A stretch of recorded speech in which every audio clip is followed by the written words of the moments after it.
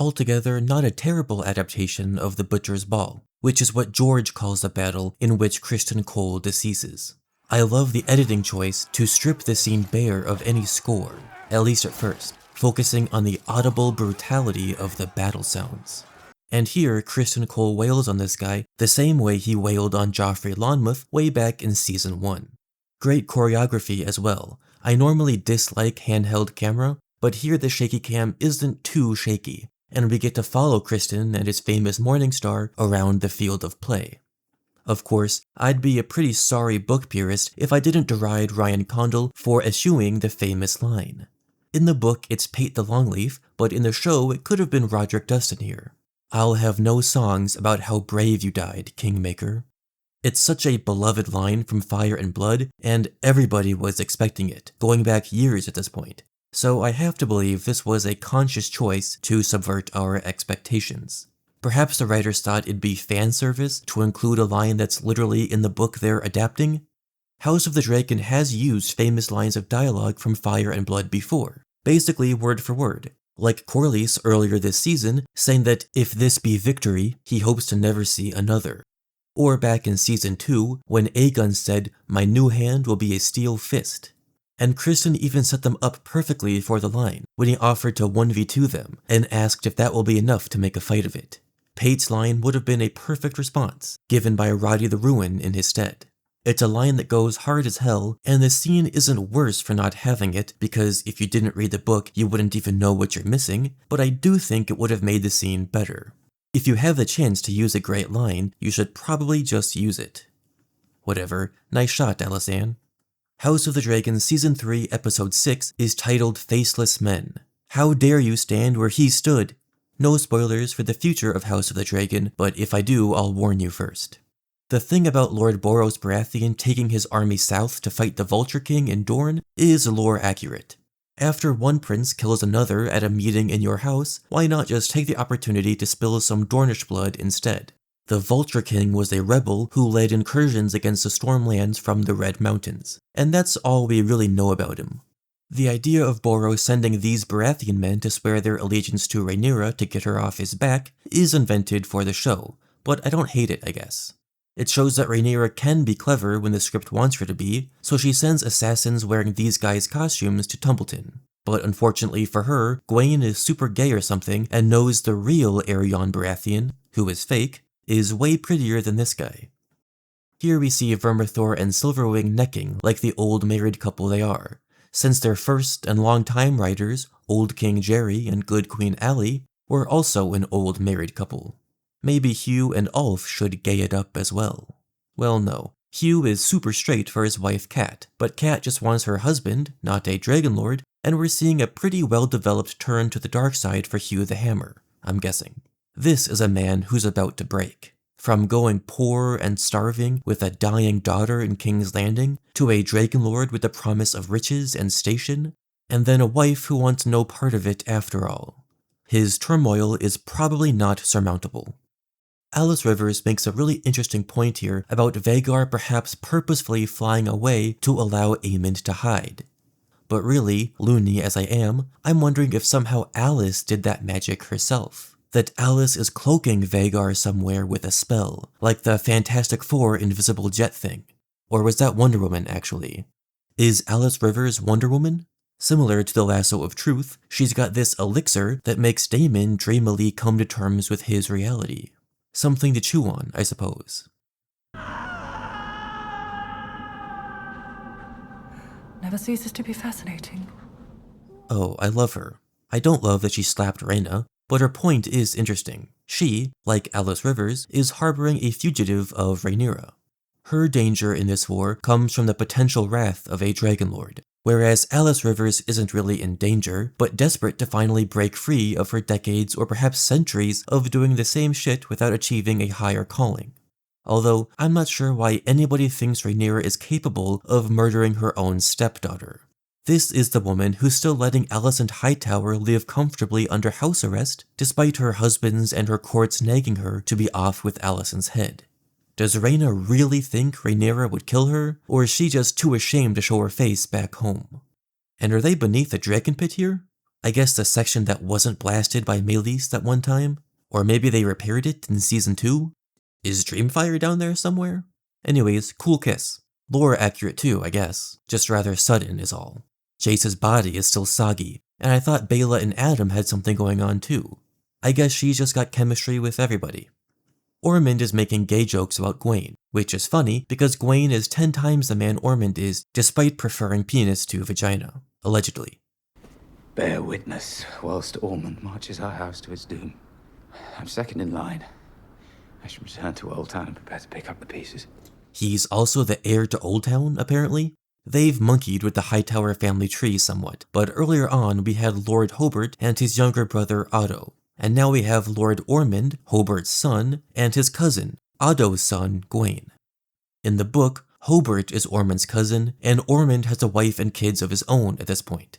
I guess he's a bachelor in House of the Dragon, making his mad stand at Tumbleton all the more perilous since he doesn't have an heir. Personally, I hope Aemond dies and his gay cousin Gwaine gets to inherit Old Town and do whatever the hell he wants in there. Daeron becomes a lot more comfortable around Gwaine. If he was raised entirely by Aemond, he'd be just like him, and he's obviously not, so it seems most of his rearing was done by Gwaine before he left for King's Landing last season. Here we see Helaena stitching together a picture of Aemond in a pool of blood shaped like a vagina. Surely this means nothing. These dragon eggs are from Rhaena the Black Bride's time at Harrenhal.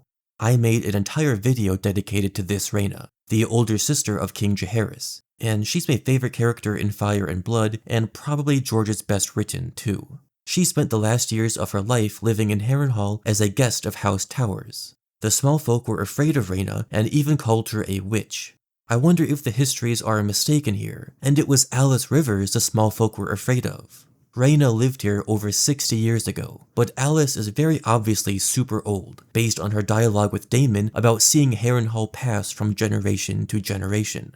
She probably knew Rhaena personally, and that opens the door for all sorts of fun headcanons. Were they friends, rivals, lovers? Did Alys steal these dragon eggs for herself, that someday, like today, they'd be useful to her?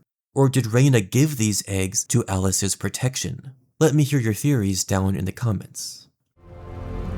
But in the meantime, you're a Targaryen prince. Yep, she's folding me too, honestly. Fellas, get yourself a centuries-old witch who runs a haunted castle, is quite literally willing to kill for you, and gives you a bunch of dragon eggs for your future children to hatch. Wowee. I enjoy how the camera focuses on these statues of past Targaryen monarchs watching over Rhaenyra, judging her in the throne room, just as the Iron Throne itself draws her blood. Surely this means nothing. I also enjoy how Aemond delivers the spiel to Daeron about being wary of common-born men who claw their way to power, over footage of Hugh the Hammer, a common-born man who's clawed his way to power and into Tumbleton. Nice. Also funny how Aemond praises Corlys Velaryon. What did you think on it when you choose your hand? Rhaenyra made a rare good choice with Corlys Velaryon. He's already hatched a scheme to get his ass, apparently, but that stays between him and Haircut over there. Alicent grasps Rhaenyra in the same wrist she sliced up all those years ago at Driftmark. This was on purpose. A different style of television program would have inserted a flashback to that very moment. Look how far they've come since then. Well, yes, it has been a journey, a southwards journey into the toilet, through the pipes, and into the sewer. I'd like to say that Rhaenyra is high on Patanus, smoking that good King's Landing kush, for imagining Alicent would murder her own son personally with her own hand. But I guess it's not that far of a leap from Alicent condemning her own son to death to actually committing the murder herself. That's where we are, folks. As George Martin once said, it's probably more likely that Alicent is just supposed to lure Aemond out somewhere, like a hallway or the courtyard where one of the soldiers who goes with her does the actual killing. But effectively, whose ever hand slays Aemond, it's Alicent's kill. But I'm gonna go into spoilers right here, so skip to this timestamp if you need to. So obviously Alicent, or a soldier who accompanies her, isn't going to murder Aemond. Aemond dies at the God's Eye with Daemon. We literally just saw Helaena stitching about it, if this is a pool of his own blood. And she spoiled it last season, and the writers aren't changing that, at least. So I'm curious where this subplot actually leads. What's the purpose of putting Aemond and Alicent in the same place again? How's Aemond going to react when his mother shows up with soldiers tasked with killing him? If I had to make a prediction, Aemond will have Blackfire on him and 1v3 or 1v6 or however many guys Alicent brings with her. Aemond couldn't forgive Alicent for trying to murder him, but maybe she's able to convince him it was all Rhaenyra's doing, that she didn't come here of her own free will, which is sort of true. I wouldn't be surprised if Alicent even has to get tender and romantic with him, if that's what he wants, to save her own skin. As she tells Helaena, she's come too far, sacrificed too much, that she must stay alive now to protect her daughter. I don't imagine Alicent is long for Harrenhal. She'll return to King's Landing just in time to either witness the aftermath of Helena's suicide, and then ride away to who knows where. Perhaps Old Town, perhaps Tumbleton to be with Daeron, although I wouldn't be shocked if, somehow, she rejoins Aegon's storyline after all, and is with him when he retakes Dragonstone and eventually kills Rhaenyra. I do think this series is building up to Alicent watching Rhaenyra get burned and eaten by Sunfire, in place of her son Aegon III. Whatever, enough yapping about that, I guess. In this scene, I think Helena's main point is that Alicent chose this lot in life for her by marrying Helaena to Aegon rather than some other lord. She won't flee now because this is exactly where she's supposed to be. If Alicent truly wanted Helaena to be safe and happy, living a normal life somewhere, I think I might like to keep chickens. she could have married her off to some other lord. She could have found one who's relatively nice, who would treat Helaena well, but she didn't. Everything that's happened to Helaena since then has been a result of that decision, so Helaena feels no need to escape now.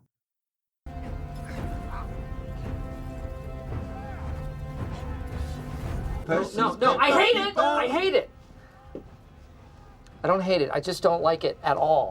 Alright, this is nuts. I'm gonna try to be rational, but I hate it. First of all, if Corlys is dead, this is unforgivably bad until proven otherwise. I don't watch trailers really, but I have seen this shot of a Velaryon funeral procession, so if Corlys really is inside that coffin, I hate it. I guess I won't spoil anything here, cause if you've read Fire and Blood, you already know what I mean, but Corlys is one of the most important characters towards the end of this story, and it'd be a real shame to kill him now for the sake of proving a point against Rhaenyra's poor diplomacy skills, and have to find a different character to replace Corlys' future actions. But of course, we didn't see a body, at least not yet, and this Hightower man is only choking Corlys. If the mission was one of assassination, like a true Faceless Man's, he could have just slit Corlys' throat or stabbed him in the neck, or stabbed him in the ear like Daemon did. There's a chance Ormond wants to capture Corlys and somehow convince him or coerce him to serve King Daeron, based on his earlier remark about respecting Corlys as Hand of the King. Anywho, now that we're at the end of the video, I'm gonna nerd out about Arthurian stuff. You can click away now, the show's over. Alys calls herself the Lady of the Water. I will be the Lady of the Water. Which is obviously evocative of the Lady of the Lake, typically Nimue, who gives King Arthur his magic sword beginning in the post-Vulgate cycle at the earliest, I believe. So the Lady of the Water is giving dragon eggs to Aemond, who I suppose is our stand-in for Arthur. Or perhaps Daemon is Arthur and Aemond is Mordred, the evil, traitorous nephew of Arthur. Although sometimes Mordred is Arthur's bastard son via Morgause, who's Arthur's half-sister. Incest, just like Ice and Fire. Gawain Hightower is obviously evocative of Garwin, one of King Arthur's bravest knights and also sometimes the half-brother of Mordred via Morgause. So if Mordred is Aemond, Garwin is Gawain, his uncle rather than half-brother. Criston Cole is obviously Lancelot, a famous knight who has a love affair with Arthur's queen Guinevere. The comparison is split with Criston Cole. If Daemon is King Arthur, then Cole does have an affair with Rhaenyra, Daemon's Guinevere. But he also has an affair with Alicent, and becomes her personal shield just as Lancelot was Guinevere's personal shield. And Merlin is Bloodraven, or time-traveling Bran, or take your pick of whichever green-seeing deity communicates with Alice Rivers through the Weirwoods, just like Merlin and Nimue in many versions of Arthuriana. My favorite being the Warlord Chronicles by Bernard Cornwell. Read them, they're great. My point here is that it's not exactly a clean comparison, and neither is Arthurian lore clean. The story's been adapted and changed for 1,000 years, but there's enough similarities to tickle my Arthur-loving head. As always, this video is brought to you by my Patreon. For $5 per month, you will get early access to all my videos, exclusive stuff like my playthroughs of Crusader Kings 2 Game of Thrones mod, and more. Thank you to everybody whose name is on screen right here, and thanks to all of you as well for watching and subscribing. Help me get to 100,000 subscribers before 2027. Alright, love you, goodbye.